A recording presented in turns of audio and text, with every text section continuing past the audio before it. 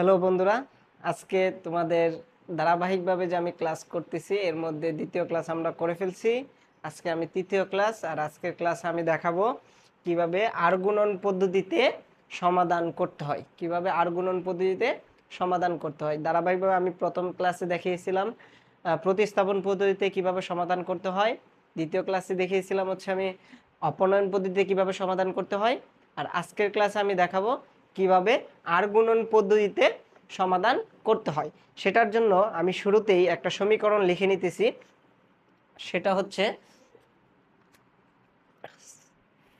6x - y = 1, 3x + 2y = 30। এই দুইটা সমীকরণকে আমাদের সমাধান করতে হবে। সমাধান করার জন্য আমরা যে ধারাবাহিক দুইটা পর্ব দেখছিলাম সেটার মধ্যে একটা দুইটা পদ্ধতি দেখছিলাম, আর আজকে দেখবো হচ্ছে আর গুণন পদ্ধতিতে সমাধান করতে হয় কিভাবে হবে। তাহলে আর গুণন পদ্ধতিতে সমাধান করার জন্য আমাদেরকে শুরুতেই হচ্ছে আর গুণন পদ্ধতিতে সমাধান করতে গেলে আমাদের সমানের ওই পাশে অর্থাৎ ডান পাশে যাই থাকুক না কেন আমরা হচ্ছে বাম পাশে নিয়ে আসবো। ঠিক আছে, সমাজে যাই থাকুক না কেন সব বাম পাশে নিয়ে আসবো, অর্থাৎ সমানের ডান পাশে আমরা 0 রাখবো। ঠিক আছে, সেই আলোকে আমরা যদি প্রথমেই লিখি 1 নং হতে পাই 1 নং হতে পাই, তাহলে আমরা 1 নং এ কি আছে 6x - y, এই যে 1 এটা এই সাইডে নিয়ে আসলে -1 হয়ে যাবে = 0। সেম ভাবে আমরা 2 নং হতে পাই লিখতে পারি 2 নং হতে পাই, সেটা হচ্ছে 3x + 2y = 30।